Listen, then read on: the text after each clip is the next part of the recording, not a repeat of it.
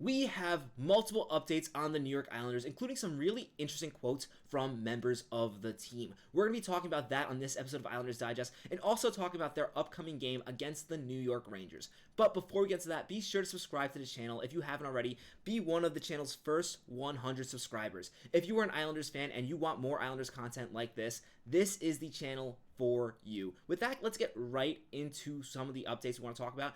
And the first update I definitely want to talk about is this quote by Brock Nelson. And I was really glad to see this quote. Brock Nelson today at practice was asked about the status of some of the injured Islanders, and he had this to say. Barzal and Mike are similar in the sense that they love being on the mix with the guys, and you know they're going to push themselves to be back as quickly as they can, as best as they can to be out there.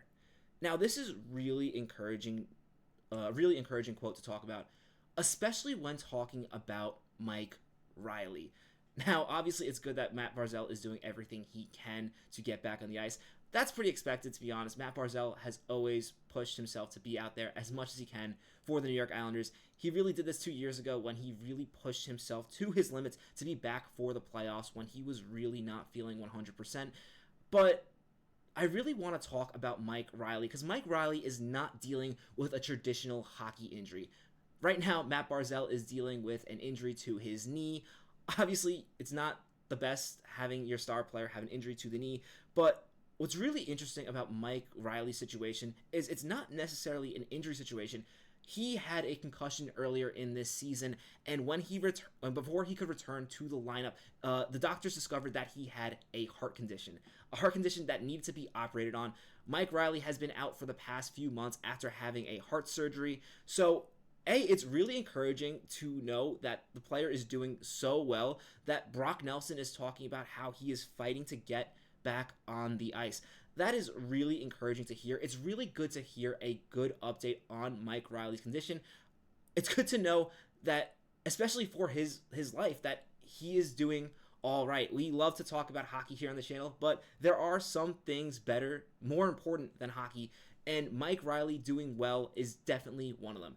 And it seems, especially after seeing this quote, it seems like he is definitely doing a lot better because today he was actually a participant at practice. And this is definitely interesting news. If Mike Riley can return this season, at the start, I really did not think that Mike Riley would be returning, especially after he had that surgery, and there really were no updates about him until today and yesterday. I was really assuming that Mike Riley would sit the rest of the season out. I thought that the doctors would probably make sure to take it really slow with him. It seems like Mike Riley is doing well enough that he is able to practice with the New York Islanders. He was actually wearing a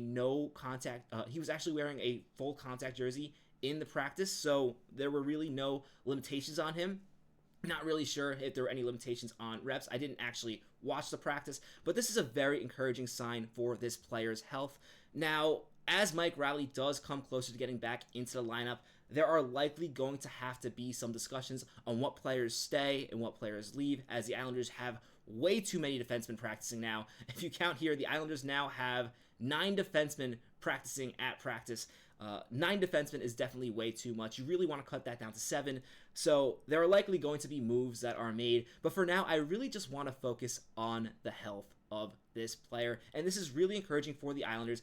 And you can see by the way that Brock Nelson talks about Mike Riley that this is a guy that is well respected in the locker room. So having him back, having him show how much he is trying to come back to play for this team, definitely is going to inspire the guys moving forward. The same with Matt Barzal. So having a guy like that push to make himself available if the Islanders can push for a playoff spot is always really encouraging for the team. Now, the next quote I have to talk about here is definitely not as positive, depending on who you are looking at it from the perspective of. I definitely think this is a good update for the team. Patrick Waugh has said, when he is ready, when the time comes, we will put him back in the lineup. I'm sure he will be ready. This is in reference to Scott Mayfield, who today will not be playing against the New York Rangers. Scott Mayfield made his return from injury the other game against Dallas, and he really did not look good. On one of the goals for Dallas, he kind of looked lost out there, really lost his man. He only played 10 minutes in that game, and as I've said before, you can tell what Patrick Waugh thinks of a player based on how much time he gives them on the ice. If you are playing poorly, Patrick Roy will not play you. That's something I really respect from the Islanders coach. And one thing I was really unsure about, especially as all these defensemen were coming back from injury, was whether or not the newer players would be getting a chance to play once the veterans returned. And I was really hoping that Patrick Roy would make this a competition and that he wouldn't just give the job to the players who were here first. And fortunately, it seems like this is definitely what's going to happen. Scott Mayfield came back one game. Today, he's going to be a healthy scratch. In his place, Adam Boqvist is going to be playing. This is definitely really exciting for me just because it just shows that this team is going to be competitive. No spots are going to be handed out to people just because you're on the team first. Adam Boqvist has been playing good hockey recently. Patrick Roy went on to talk about how he's been playing fast, and speed is really important to the Islanders game. He's definitely going to play a role on the Islanders' second power play unit. I think this is a really good decision for the New York Islanders. Hopefully their top defensemen stay out of penalty trouble, because without Scott Mayfield, they are looking a little thin on the penalty killing. But yeah, today the Islanders defensemen are going to be Romanov, DeAngelo, Pronovich, Polak, and instead of Mayfield and Dobson, it's going to be Pelech and Boqvist. So Dobson, while he has not been cleared from injury, he is a full participant at practice. However, the Islanders still have not made a spot for him, but it's looking clear how they are going to make a spot for Noah Dobson. Originally, there was rumors that the Islanders would be sending down one of their defensemen, trying to send someone through waivers or trying to move someone. It seems like that's not going to be the case, at least not yet, because we got news today that the Islanders have placed Matt Martin on the injured reserve. And as a result of this, it's likely that Matt Barzal will also be transferred from the IR to the long-term injury reserve in order to give the Islanders enough cap space to activate Noah Dobson. So it seems like Noah Dobson is almost ready to go, but he's not quite there yet. We're going to await on the official wording on this, but that's definitely the direction where the team is going to be making. This is really unfortunate to hear. It's great to hear the great injury news for Mike Riley. It definitely seems like Matt Barzal is in positive spirits trying to get back on the ice, but it's really disappointing to see that Matt Martin is going to be going back on the injured reserve. This is a player who has really given everything to the Islanders organization for the past few seasons. Matt Martin plays with a ton of heart. I genuinely love Matt Martin. He's one of my favorite hockey players, was a huge inspiration growing up, but it's been clear watching him this season that Matt Martin no longer has what it takes to really compete at the NHL level. As we look back at the Islanders forward roster really quick, there are other players on this roster that just provide more value than Matt Martin.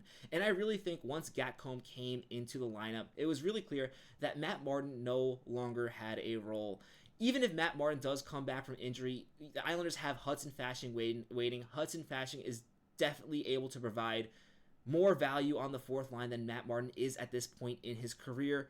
Doesn't take anything away from what Matt Martin has done from the team, but I honestly think that, especially with this injury news, this is likely the end of what we've seen from Matt Martin. They might give him one more game if he comes back healthy to say goodbye, but it really does seem like this is the end. And if it is the end, I do want to thank Matt Martin for having a great career with the New York Islanders.